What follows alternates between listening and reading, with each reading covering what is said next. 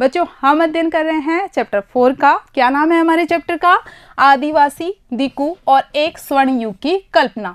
इस चैप्टर के first video के तहत हमने जाना कि किस तरह से ये जो आदिवासी समुदाय के लोग थे ये अपना जीवन व्यतीत करते थे। आज के वीडियो में हम अध्ययन करेंगे कि औपनिवेशिक शासन का, जब भारत पर अंग्रेजों का राज स्थापित हो गया था, औपनिवेशिक शासन का इन भोले भाले आदिवासियों के जीवन पे क्या प्रभाव पड़ा।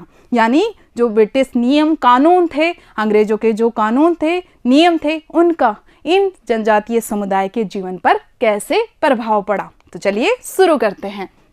सबसे पहले हम देखते हैं कि जो आदिवासी समुदाय के लोग थे, आदिवासियों को ही जनजातीय समुदाय भी कह दिया जाता है, तो कंफ्यूज नहीं होना है। तो हर एक आदिवासी समुदाय का एक मुखिया होता है। जैसे एक राजा होता है ना, राजा का अपने क्षेत्र पर पूरी तरह से नियंत्रण होता है, ठीक वैसे ही हर एक जनजाति का अपना मुखिया होता है, उस क्षेत्र का, उस क्षेत्र विशेष का, और उसका अपने क्षेत्र पर पूरी तरह से नियंत्रण होता था। अंग्रेजों के आने से पहले वह अपने क्षेत्र के प्रशासन के लिए पूरी तरह से उत्तरदायी होता था। लेकिन जैसे ही अंग्रेज सरकार आई, उन्होंने प्रशासन की सारी ताकत अपने हाथ में ले ली और जो ये गांव का मुखिया था, इसकी शक्ति बिल्कुल छीन ली गई। पढ़ते हैं, आदिवासी के मुखियाओं का पहले अपने इलाकों पर नियंत्रण होता था। उनके पास आर्थिक ताकत भी होती थी। उनकी अपनी खुद की पुलिस हुआ करती थी, उनके अपने जमीन के नियम होते थे और वन प्रबंधन से संबंधित नियम भी होते थे। लेकिन ब्रिटेन शासन के तहत, जब यहाँ पे ब्रिटिश शासन था, ब्रिटेन का शासन था, ईस्ट इंडिया कंपनी का शासन था, तो ब्रिटेन के शासन के तहत उनकी सारी शासकीय शक्तियाँ छीन ली गई। मतलब उनके जो शासन करने की पावर थी, प्रशासन करने की जो पावर थी, वो छीन ली गई। उन्हें ब्रिटिश अधिकारियों के द्वारा बनाए गए नियमों को मानने के लिए मजबूर किया गया।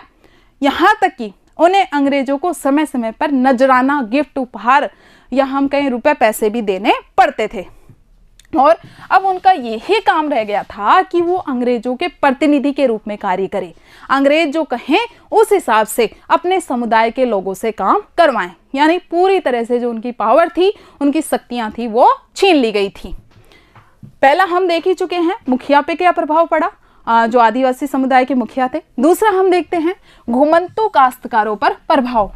पिछले वीडियो में याद करो, हमने पढ़ा था झूम खेती के बारे में कि किस तरह से आदिवासी समुदाय के लोगों के द्वारा घूम घूम करके जंगलों में खेती की जाती थी। अब ये घुमंतू खेती करने वाले, झूम खेती करने वाले जो किसान थे, जो काश्तकार थे, उनके जीवन पर क्या प्रभाव पड़ा।